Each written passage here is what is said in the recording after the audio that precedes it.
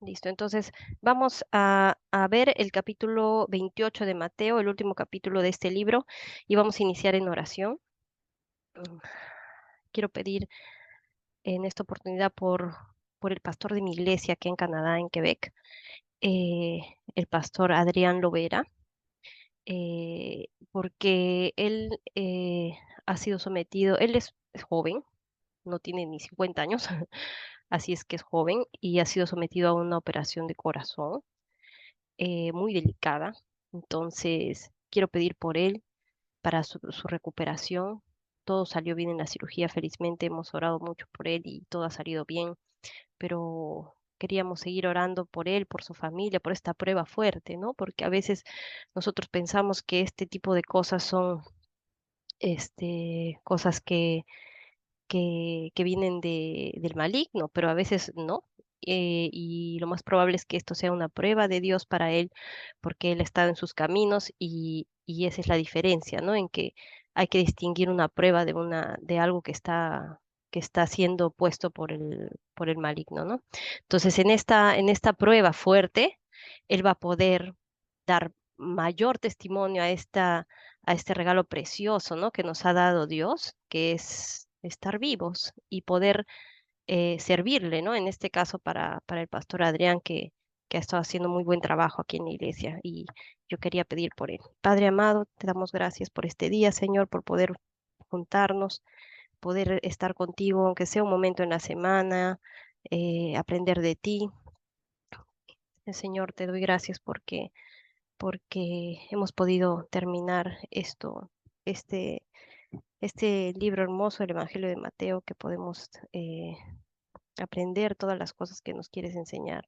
Padre mío, te pido en especial hoy día por el pastor Adrián Lovera de la Iglesia Bautista de Quebec, aquí en Canadá, para que puedas poner tu mano poderosa sobre él, Señor, y si es tu voluntad, Señor, que él no tenga complicaciones después de esta cirugía fuerte que ha tenido en su corazón, Señor, te pido que lo sostengas, que sostengas a su familia, que a través de tu infinita misericordia, Señor, y de tu siervo fiel que ha sido Adrián, eh, te pido por favor que lo sostengas, que lo hagas más fuerte, que esto sea para él algo que pueda compartir, que podamos nosotros experimentar estas cosas y ver nuestra fragilidad frente a ti y a todo lo poderoso que eres, Señor.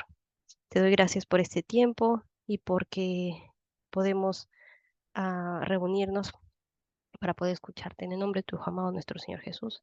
Amén. Muy bien. Entonces vamos a continuar. Anita, Anita, sin ánimo de de querer interrumpir, ¿te podemos orar por Piot, por favor? Sí, sí, Por sí, el tío claro, Piot. claro. Por Sí, sí, sí, favor. sí. Hoy día me parece que entró al hospital también, ¿no? Sí, sí, está en el hospital ahorita, está un poquito mal. Ya, ya, está bien. A ver, entonces, sí, em, Padre amado, Señor Todopoderoso, te pido por mi tío Pío, que hoy en la mañana está ahorita en el hospital, Señor. Te pido que se haga tu voluntad, Señor, con mi tío. Yo sé que a veces nosotros, como digo, pensamos que estas cosas mm, mm, nos pasan porque, porque es algo malo que nos está ocurriendo. Y a veces nos preguntamos por qué nos pasa a nosotros, ¿no? Y entonces a veces nosotros necesitamos preguntarnos para qué tú haces que estas cosas ocurran. Y la pregunta es ¿para qué? ¿Para qué, Señor? ¿Has querido que esto ocurra? ¿Para qué haces que a veces nuestro sufrimiento y nuestro dolor em, sea necesario para que nosotros volvemos a verte? Y, y probablemente sin esas cosas no podríamos volver a ti, Señor, y mirar tu misericordia y todo lo que haces por nosotros y lo que has hecho por nosotros en nuestras vidas y en todo lo que hemos fallado también. Te pido por él, Señor, por su vida, por su familia, para que les des fortaleza, para que les des ánimos, para que les des esperanza, pero sobre todo para que les des humildad y, y, y para que les des sabiduría de poder entender este momento y sabiduría de poder buscarte en estos momentos difíciles. Todo esto en el nombre de tu Hijo amado, nuestro Señor Jesús. Amén. Muy bien, entonces vamos a, vamos a continuar con el capítulo 28 y justamente este capítulo es la resurrección y, y tiene mucho que ver con lo que estamos orando ahora porque sin este capítulo todo lo que se ha dicho hasta antes de esto no sirve de nada. Ya, esta es la parte eh, más importante de todo lo que ha ocurrido, porque si nosotros no creemos en esto, en realidad, como dice Pablo alguna vez, ¿no? En alguna de las cartas, somos unos, como dice, somos los, por así decirlo en nuestras palabras, somos los peores bufones, ¿no? De la historia, porque realmente esto que vamos a ver ahora, es en lo que creemos, en lo que todo el libro que hemos visto hasta ahora y todo lo que Jesucristo nos ha enseñado, todo el Antiguo Testamento está hecho para este momento. Entonces, necesitamos entenderlo bien, comprenderlo y vamos allí. Dice, pasado el día de reposo ya saben que es el sábado, el sabbat para los judíos, al amanecer del primer día de la semana, o sea, del domingo, vinieron María Magdalena y la otra María. Y la otra María, siempre Mateo le dice así a la mamá de Jesús, María, madre de Jesús, a ver el sepulcro. Y sabemos que eran ellas dos porque también en otros evangelios están las dos juntas y las dos siempre están ahí juntas. Y hubo un gran terremoto porque un ángel del Señor, descendiendo del cielo y llegando, removió la piedra y se sentó sobre ella. Su aspecto era como un relámpago y su vestido blanco como la nieve. Y de miedo de él, los guardas temblaron y se quedaron como muertos. O sea, ustedes se imaginan ver un ángel, o sea, es una cosa, sería aterrador, pienso, ¿no? Porque es una criatura que, o sea, porque ya sabemos que antes se han aparecido ángeles, pero como que en forma de humanos, ¿no? En otros libros del Antiguo Testamento, por ejemplo. Pero acá nos está hablando de una criatura que no es humana, ¿no? Está presentándose en su real estructura, ¿no? De cómo es un ángel. Y por eso es que ellos se quedaron como muertos, o sea, como, ¿no? De repente se desmayaron, ¿no? Por eso se quedaron como muertos, se desmayaron. Mas el ángel, respondiendo, dijo a las mujeres, no temáis vosotras, porque yo sé que buscáis a Jesús, el que fue crucificado. No está aquí, versículo 6, no está aquí, pues ha resucitado, como dijo. Venid, ved el lugar donde fue puesto el Señor, ¿no? Les dijo, miren, no está. E id pronto y decid a sus discípulos que ha resucitado de los muertos. Y he aquí, va delante de vosotros a Galilea. Allí le veréis, porque ellos estaban en Jerusalén, pero Jesús quería que ellos vayan a Galilea. He aquí, os lo he dicho, ¿sí? Y esto es importante, ¿por qué? Porque se van a dar cuenta que muchas veces Jesús y Dios en realidad, lo primero que necesita de nosotros es estar dispuestos a, a seguirlo, a ir a ese lugar, ¿no? Porque, porque a él no le hubiera costado nada, este, no sé, presentarse con sus discípulos ahí en Jerusalén. O sea, no hubiera habido problema en que sea en uno o en otro sitio, ¿no? El punto es que les da una orden, ¿no? Para ir a un monte en Galilea, no cualquier sitio tampoco, porque esto va a representar como un nuevo pacto entre Dios y nosotros, ¿no? Los pactos, ustedes saben que casi siempre se ha dado en los montes, ¿no? Y entonces les dice a un monte en específico, que bueno, está en otros libros, pero es un monte en específico en Galilea, Pero lo hermoso que yo encuentro aquí es que Él nos dice, allí me veréis.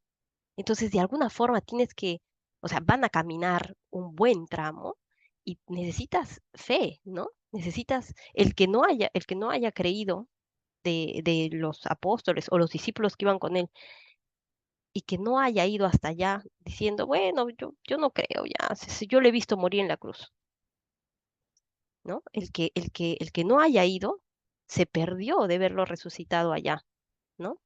Se lo perdió. Entonces, a veces nosotros somos así, ¿no? Nosotros no estamos dispuestos a dar algo, ¿no? En el sentido de nuestro tiempo, por ejemplo, o a dar aunque sea el beneficio de la duda, ¿ya? Porque a veces es como que alguien viene y nos dice, no, eso no es verdad, tú estás hablando tonterías, eso no existe. Y ya tú dices, pucha, ya, pues sí, pues de repente soy un tonto, ¿no? Entonces, es como que no le crees a tu Señor, ¿no? Entonces, ve al monte, ve a Galilea, ve, tu disposición va a hacer que tú lo veas, tarde o temprano. Lo único que necesitas es estar dispuesto para él, ¿no? Y dice, y allí le veréis. He aquí, os lo he dicho. Entonces ellas, saliendo del sepulcro con temor y gran gozo, ¿no? Fueron corriendo a dar las nuevas a sus discípulos, o sea, los discípulos de Jesús. Y mientras iban a dar las nuevas a los discípulos, he aquí, Jesús le salió al encuentro diciendo, salve, ¿no? Porque ellas ni siquiera vieron todo y ni siquiera entraron, ya salieron corriendo a avisar, ¿no? Y él ya las vio y dijo, salve. Y ellas, acercándose, abrazaron sus pies y le adoraron, ¿sí? Y esta palabra adorar quiere decir que tú te postras, te arrodillas. Si esta imagen hubiera sido un ángel, ustedes van a darse cuenta en otros versículos de la Biblia que los ángeles no pueden ser adorados, no pueden ser adorados por nosotros, ¿ya? Entonces es importante que tengamos en cuenta que si esta imagen, ¿no? de Jesús se dejó adorar, quiere decir que es Dios mismo, ¿ya? Entonces Jesús les dijo, no temáis, id, dad las nuevas a mis hermanos para que vayan a Galilea y allí me verán, ¿sí? Y luego dice el informe de la guardia. Mientras ellas iban, he aquí, unos de la guardia fueron a la ciudad y dieron aviso a los principales sacerdotes de todas las cosas que habían acontecido. Y reunidos con los ancianos y, y habido consejo, dieron mucho dinero a los soldados. Miren, ¿ah? O sea, ¿por qué? ¿Por qué dieron mucho dinero a los soldados? Porque tú, si en ese momento los soldados eh, perdían el cuerpo, porque ya sabemos, han sellado la tumba, estaban ahí y no podían dejar que venga personas y es algo específico que están diciendo que hagan, ¿no? Diciendo, decid vosotros, sus discípulos vinieron de noche y lo hurtaron, ¿no? Estando nosotros dormidos. O sea, ustedes van a decir eso, nosotros les vamos a dar dinero para que ustedes digan eso, ¿ya? Dormidos. Y así, y si esto lo oyera el gobernador, porque si eso lo oyera el gobernador, los iba a matar. Nosotros le persuadiremos y os pondremos a salvo. Y ellos, tomando el dinero, hicieron como se les había instruido. Este dicho se ha divulgado entre los judíos hasta el día de hoy, ¿no? ¿Se dan cuenta? Entonces, ellos sabían que Cristo había resucitado y ellos, en vez de postrarse y pedir perdón y decir nosotros lo hemos hecho, prefirieron sus cargos de sacerdote, sus cargos de, o sea, ni siquiera le dieron el beneficio de la duda a esto que había ocurrido, de que incluso ro- los, los soldados romanos, que son unas personas que no, ni siquiera son judíos, les han dicho esto, ¿no? Y, y, y prefirieron su posición social, todo lo que ellos habían ganado aquí en esta tierra, ¿no? O sea, sabemos que todo eso es efímero, no importa si vas a perder tu alma, pero estas personas hicieron todas esas cosas, negaron a Cristo resucitado para poder tener su estatus, ¿no? Y a veces somos así nosotros, tenemos que aprender a que, a que si nosotros, Dios nos pide que hagamos algo, tenemos que hacerlo con reverencia, ¿ya? No podemos estar em, jugando con estas cosas, ¿no? Porque miren lo que han hecho estas personas, ¿no? Y encima de eso han persuadido a los soldados con un soborno, ¿no? Y no solamente eso, sino que han hecho que mucha gente se vaya al infierno por no creer en esto, por persuadir a estas personas y hacer que estas personas digan que Jesús no resucitó, sino que fue robado.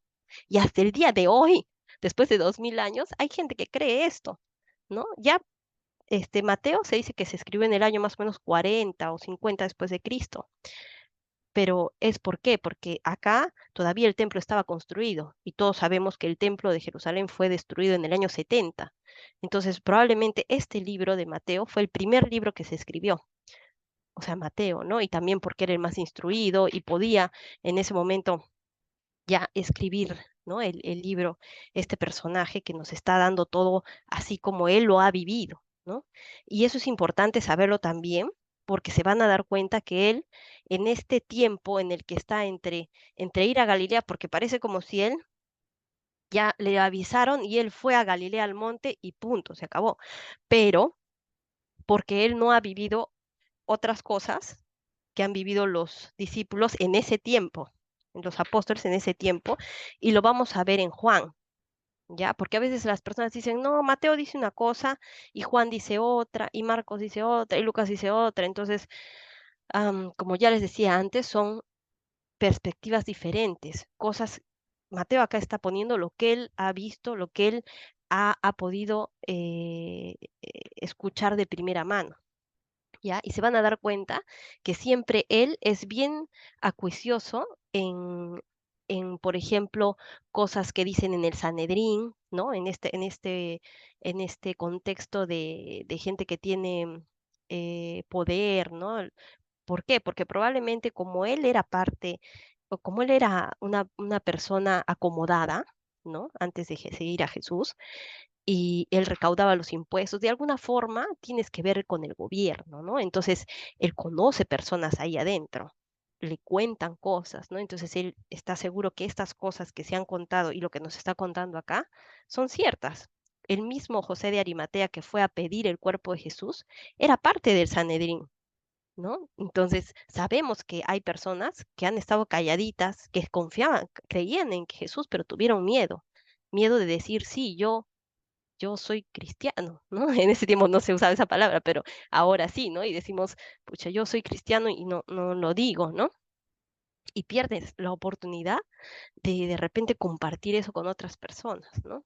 Además que, bueno, pues en este tiempo ya no es como debido a muerte, ¿no? En ese tiempo sí, para un judío convertirse a otra religión o ser simple o creer simplemente en estas cosas y estar en el Sanedrín significaría lo mismo que Jesús, pues la muerte, ¿no? Entonces, por eso es que de repente ellos guardaban silencio, ¿no? Pero entre los cristianos sí se sabían estas cosas y probablemente Mateo, como está más cerca a estas personas de poder, puede escribir estas cosas y, y lo sabe, ¿no? Y nosotros podemos entender un poco cómo es el corazón humano cuando realmente no quiere que algo se sepa, ¿no? O por conveniencia no quieren que sepamos la verdad. Y lo hemos podido ahora ver en todo su esplendor todo este tiempo, ¿no? Entonces, vamos a ir, antes de que ya pasemos a la última parte, eh, específicamente en lo que les dice en el monte, ¿no? Cuando ya se han juntado ahí, quiero que vayamos al Evangelio de Juan, porque Juan nos va a contar otras cosas, ¿ya? Que son importantes, pienso, y como nosotros no vamos a hacer los otros evangelios porque ya quedamos en que íbamos a hacer Mateo y después en forma cronológica los que siguen, vamos a ver un poquito del Evangelio de Juan, ¿ya? Y dice que Jesús después se aparece a los discípulos, ¿no? Dice, cuando llegó la noche de aquel mismo día, el primero de la semana, o sea, del domingo, porque las mujeres han ido en la mañana temprano, lo han visto a Jesús, han ido a decirles, de ahí han venido, ¿no? ¿Te acuerdan? Pedro y Juan vinieron corriendo, Juan se quedó afuera, ¿no? Pedro entró, ¿sí? Dice, a ver, eso lo podemos ver en Juan capítulo 20, podemos ver, ¿ya? Juan 20, 4, vamos a poner desde el 4. Dice, corrían los dos juntos, pero el otro discípulo corrió más aprisa que Pedro, o sea, Juan, ¿no? Porque era más jovencito, y llegó primero al sepulcro, y bajándose a mirar, vio los lienzos puestos allí, pero no entró, ¿sí? Juan le dio miedo, pero ya sabemos que si Pedro pues quiere ser siempre el primero y está dispuesto, ¿no? Esa es la palabra, está dispuesto. Si estás dispuesto, vas a encontrarlo. Luego llegó Simón Pedro tras él y entró en el sepulcro y vio los lienzos puestos allí y el sudario que había estado sobre la cabeza de Jesús, no puesto con los lienzos, sino enrollado en un lugar aparte. Acá esa palabra enrollado es doblado, ¿ya? Y esto es importante. ¿Por qué? Porque esta palabra doblado, enrollado, es una palabra específica para doblar este sudario. Hay una forma de cómo doblarlo. Los judíos tienen una forma de cómo doblarlo, ¿ya? Y, y no es que un judío no puede dejar eso así botado, no. Un judío tiene que doblarlo exactamente de una manera correcta. Y por eso es que está doblado así. Y por eso es que acá dice eso, por eso no, no omite esta parte, dice. Entonces, lienzo, sino enrollado en un lugar aparte. Y en otro evangelio dice, y ahí Pedro creyó, porque él sabía que ninguna otra persona que no sea judía iba a tomarse el tiempo de poder doblar eso, ¿no? Sabía que había sido Jesús. Entonces entró también el otro discípulo que había venido primero al sepulcro y vio y creyó, porque aún no habían entendido la escritura que era necesario que él resucitase de los muertos. Miren, ¿ah? Y acá lo dice Juan, ellos todavía no habían entendido que necesitaban eh, que él necesitaba ser resucitado, ¿ya? O sea, sabían que iba a morir, sabían que iba a pasar esto. Jesús les dijo que iba a resucitar, pero no sabían que era necesario que él resucitara, ¿ya? No sabían el motivo. Y acá lo dice claramente, que era necesario que él resucitase de los muertos. Y volvieron los discípulos a los suyos. ¿Y por qué era necesario? Porque nosotros no tenemos un Cristo muerto, ¿no? Nosotros tenemos un Cristo vivo. ¿Cómo es que Cristo va a salvarte de la muerte de tu alma si él mismo no puede hacerlo? Entonces, él es el primogénito en la resurrección de esta, de que puede vencer a la muerte, ¿sí? De lo que nosotros hemos hecho con el pecado. Él ha podido revertir eso que nosotros hemos hecho. Por un hombre entró el pecado al mundo, por Adán, y por un hombre ha salido el pecado del mundo, por Jesucristo hombre, ¿sí? Entonces, es por eso que era necesario. Y si nosotros no creemos en esto, entonces es imposible que podamos ser salvos, ¿sí? Que podamos acceder a esta vida eterna que nos está prometiendo Jesús, porque si tú crees en un Jesús muerto, no sirve de nada, pues, ¿no? Como Él va a traerte otra vez a la vida si Él está muerto. Él está vivo y su reino está ya aquí, cuando tú estás con Él, ¿no? Ya dijimos antes, el reino ya Cristo lo ha traído, solamente que es un reino que nosotros no podemos mirar, no es como un templo, así como ellos quieren que veamos, ¿no? Un templo lindo, grande, hermoso, con oro, con plata, con eso, no. Esto es un, una cosa espiritual, ¿ya? Entonces, esto espiritual se debe vivir. Tú puedes ir a este reino de una forma espiritualmente hablando, ¿no? Y la única manera de poder acceder ahí es estar con Jesucristo, que Él vive en ti, que el Espíritu Santo mora en ti. Y una vez que tú puedas creer con tu corazón que realmente Jesús ha pagado por tus pecados y Él vive en ti, una vez que pasa eso, tú puedes estar en el reino, incluso acá, antes de morir. ¿Y por qué? Porque Él va a hacer que tus cargas y todo lo que te hace sufrir desaparezca. No por arte de magia, sino porque al poder entender lo precioso y grande que es su plan, vas a poder entender por qué Él hace estas cosas, por qué Él te da enfermedades, por qué de alguna forma Él hace que tú estés aquí hoy día escuchando esto, por qué hace que, no sé, algún familiar fallezca, algún, alguien que tú quieres mucho o algo que tú esperabas mucho no esté, ¿no? Y entonces eso es lo que, lo que Dios, tú, pienso que Él podría quitarte cualquier cosa, pero lo que quiere es ganar tu alma, ¿no? Ganar tu alma. Y de alguna manera eso nos permite voltear a mirarlo, ¿no? Entonces dice, acá en Juan, vamos a seguir, eh, y dice, Juan, Juan 20, Juan 20, 19.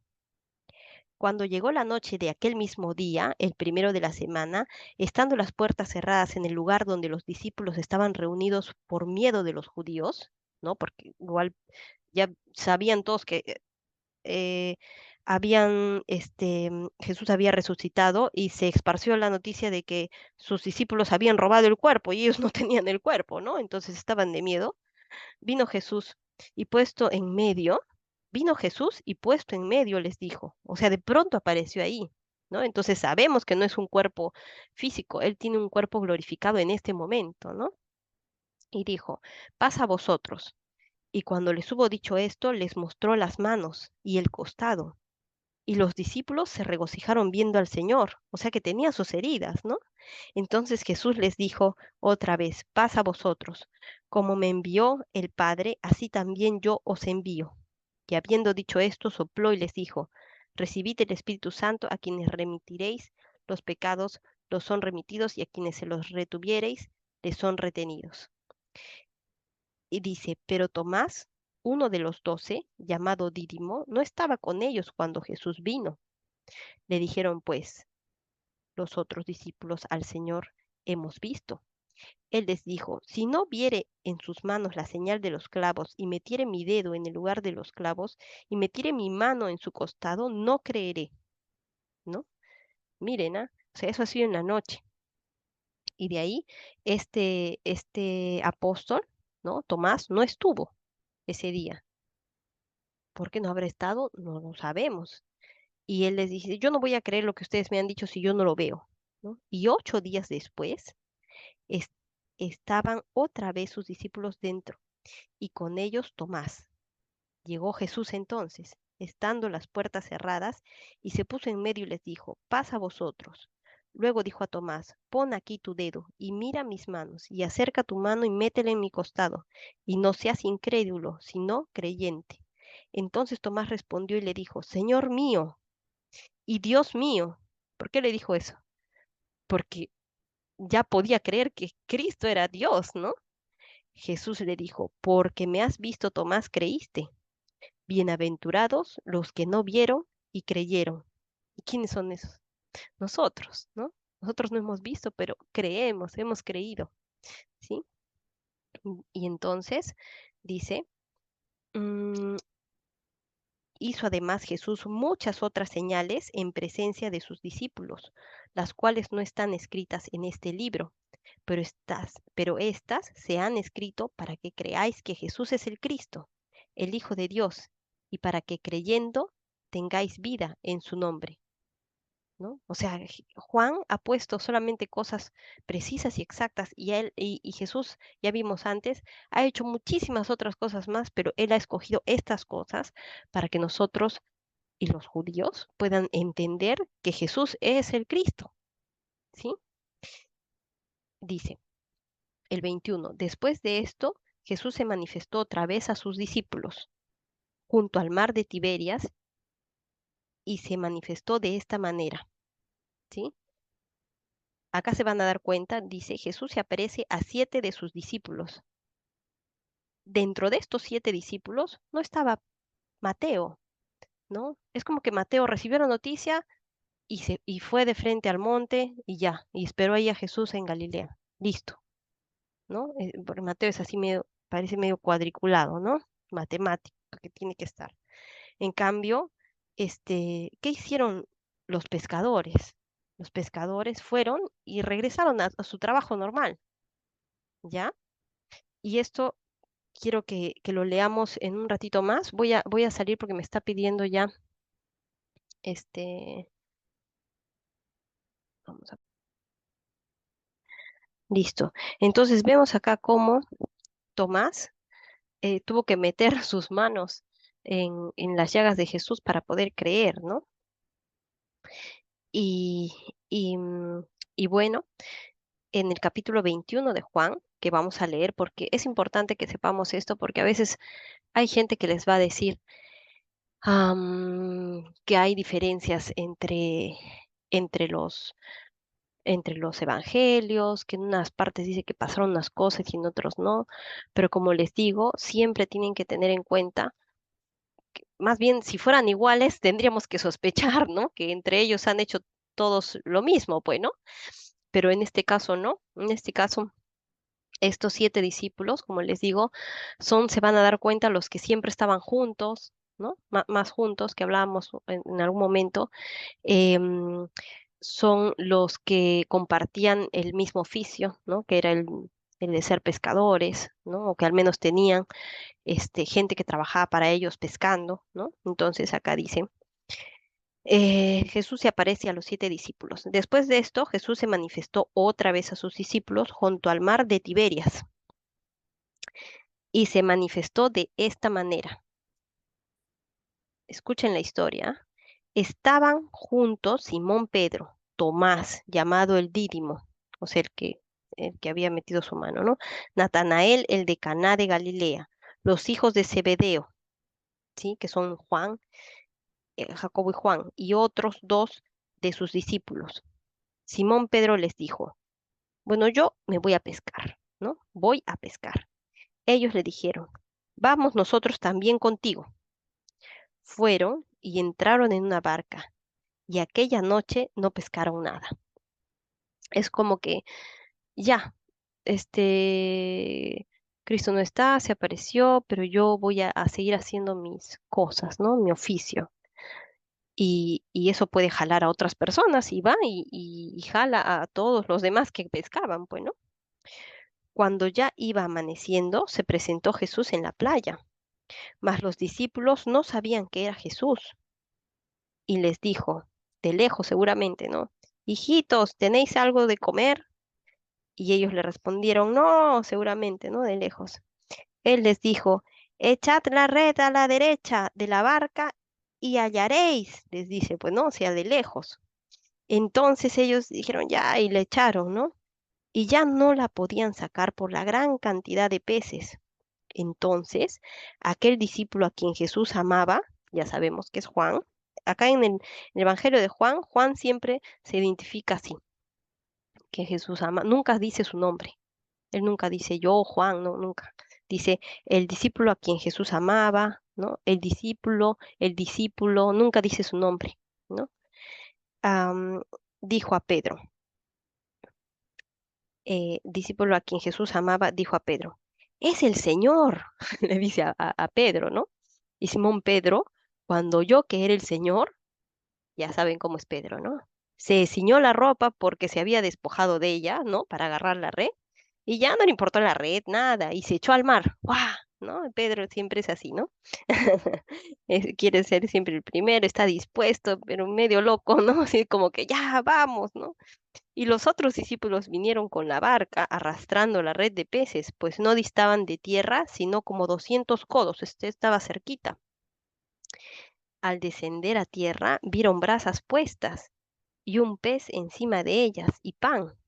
O sea, Jesús había cocinado el desayuno para ellos, ¿no? Qué hermoso, ¿no? Que nuestro Señor pueda proveer siempre, ¿no? Para nosotros. Y, y Jesús les dijo, traed de los peces que acabáis de pescar, ¿no? Porque ya tenía las brasas, todo. Subió Simón Pedro y sacó la red a tierra, llena de grandes peces, 153, y aun siendo tantos, la red no se rompió. Les dijo Jesús, venid, comed, y ninguno de los discípulos se atrevía a preguntarle, ¿tú quién eres? Sabiendo que era el Señor, ¿no? Vino, pues Jesús, y tomó el pan y les dio, y asimismo del pescado. Esta era ya la tercera vez que Jesús se manifestaba a sus discípulos después de haber resucitado de los muertos. ¿Se acuerdan, no? Que vimos que primero fue el día en que las mujeres lo vieron y vieron ellos la tumba vacía, eso fue en la noche, cuando no estaba Tomás. De ahí a los 8 días, cuando Tomás creyó porque metió su mano, desde la segunda vez. Esta es la tercera vez, pero Mateo no está acá. Por eso es que en Mateo no lo dice, porque él solamente va a poner lo que ha visto, ¿no? ¿Ya? Y miren qué dice. Sigue. Cuando hubieron comido, Jesús dijo a Simón Pedro, Simón, hijo de Jonás. Siempre se van a dar cuenta que Jesús llama a Simón, a Pedro Simón, cuando, cuando él está haciendo algo, cuando él está pecando, cuando él está haciendo algo mal, cuando está él como que diciéndole, mira tu carnalidad lo que estás haciendo, ¿no? Le dice, porque él está volviendo a trabajar. O sea, él está, no está yendo, ¿por qué no está yendo a Galilea? Yo me pregunto. Si él les ha dicho que vayan a Galilea, ¿entienden? ¿No? Entonces, sí, Señor, cuando hubieron comido, Jesús dijo a Simón Pedro, Simón, hijo de Jonás, ¿no? Con su nombre de hombre, ¿me amas más que estos? Le respondió, sí, Señor, tú sabes que te amo. Él le dijo, apacienta mis corderos.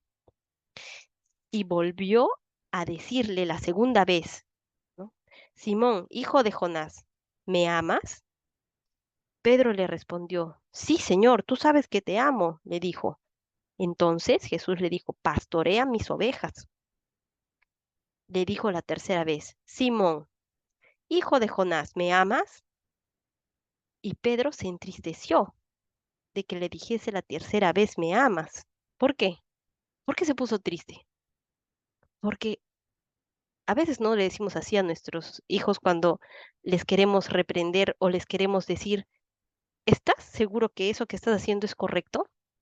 Y ellos de tercos se dicen, sí, a ver, mira bien, ¿estás seguro? ¿No? Sí, ¿no? Entonces es como, estás mintiendo o mira lo que es, o sea, tú me estás diciendo una cosa que me amas y no estás haciendo lo que yo te estoy mandando a hacer, ¿no? Entonces a eso se refiere, ¿no? ¿Me amas? Y entonces Pedro se entristeció de que le dijese la tercera vez, ¿me amas? Y le respondió, Señor, miren su respuesta, tú lo sabes todo, tú sabes que te amo, Jesús. Jesús le dijo, apacienta mis ovejas entonces, ¿no? De cierto te digo, cuando eras más joven te ceñías e ibas a donde quieras, mas cuando ya seas viejo, extenderás tus manos y te ceñirá otro y te llevará a donde no quieras. Y acá Juan ya agrega, ¿no? Esto dijo dando a entender con qué muerte iba de glorificar a Dios y dicho esto, añadió, sígueme, ¿no? Entonces ya ahí le dijo que él iba a seguirlo y así fue. Y Pedro, hasta que fue anciano, lo siguió y por eso es que ustedes se van a dar cuenta ahora que Pedro fue parte importante de la primera iglesia, ¿no? La primera iglesia en Jerusalén, ¿no? Lo más probable es que él siempre haya estado en Jerusalén, y ahí haya él sido el líder de esa iglesia, ¿no? De la iglesia cristiana ahí, ¿sí? Y Pablo más bien ya fue después, ¿no? Eso ya lo vamos a ver en los hechos, pero muy importante esta parte en la que se aparece a estos discípulos y que le encomienda en específico a Pedro que apaciente a sus ovejas, que sea él, ¿no? El líder le está pidiendo, ¿no? Y vamos a terminar con lo último de Mateo, que es que ya están aquí con Mateo, ya están en el monte, ¿sí? Y dice, esta parte se conoce mucho como la gran comisión, o sea, ¿qué es lo que Cristo dijo al final? Las últimas palabras, dice que es lo más importante que una persona dice al final, ¿no? Pero en realidad este final es el comienzo, ¿sí? Y dice, pero los 11 discípulos se fueron a Galilea. Bueno, pues ahí ya se encontraron en Galilea los 11 porque obviamente Judas ya había muerto, ¿no? Al monte donde Jesús les había ordenado, ¿sí? Les había ordenado ir a un monte. Y cuando le vieron, le adoraron, pero algunos dudaban, ¿sí? Aún así dudaban. ¿Por qué? Porque al parecer ellos están llegando, ¿no? Al monte y Jesús está lejos, ¿no? Y también dice que no solamente fueron los discípulos, ¿ah? O sea, los apóstoles. Dice que se apareció a como a 500 personas y que o sea, muchas de estas personas que creían en Cristo fueron a ese monte y muchos lo vieron resucitado y ahí en el monte se encontraron, ¿sí? Y entonces de repente no eran los discípulos los que estaban dudando, ¿no? Porque ellos ya lo habían visto hasta 3 veces, ¿no? No eran ellos los que dudaban, de repente eran las otras personas que esta era la primera vez que ellos veían a Cristo así, ¿no? Y Jesús se acercó y les habló diciendo, y bueno, esto también, ¿no? Nos dice que él estaba lejos, porque dice, y Jesús se acercó. Entonces de repente no podrían verlo bien, ¿no? Decir, ¿realmente ese es Jesús? Y cuando se acercara ya bien, decir, sí, es el Cristo, ¿no?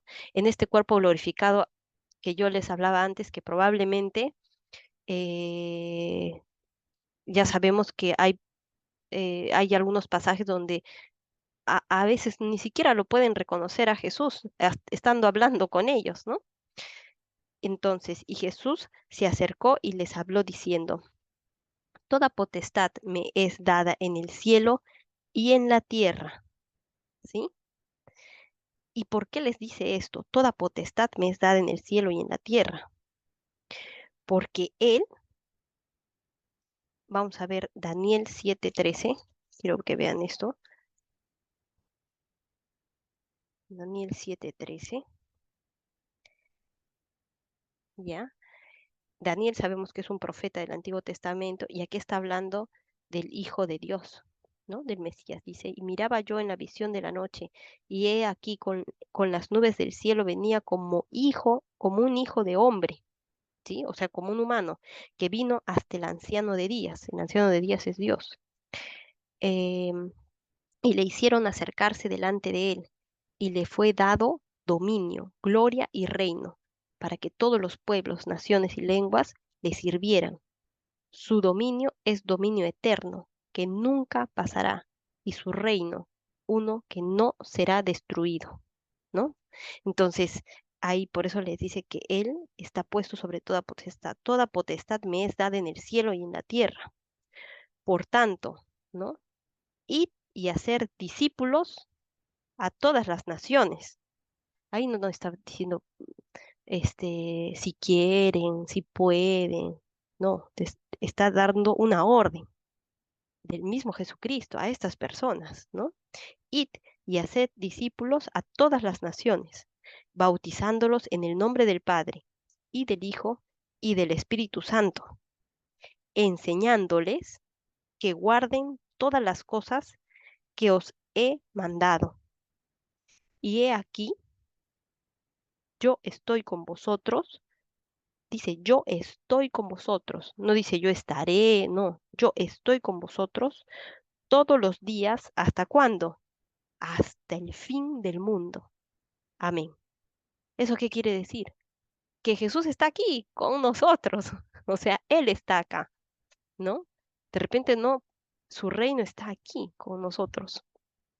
De repente, no en el sentido físico, ¿no? No sé, si en otro plano, en algo que nosotros no podemos entender como humanos, pero Él dice que está con vosotros todos los días hasta el fin del mundo, y todavía no ha sido el fin del mundo, ¿no? Porque estamos en, en esto. Entonces, nosotros adoramos a un Cristo, a un Dios vivo,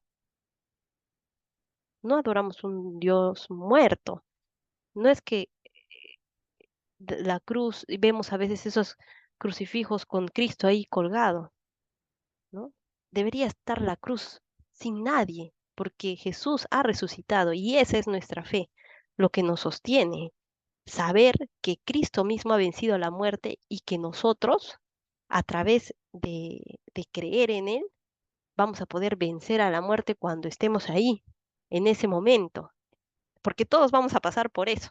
Nadie se va a librar de estar ese último minuto, ese último segundo de vida que vamos a tener y vas a tener que decidir si crees o no, ¿sí?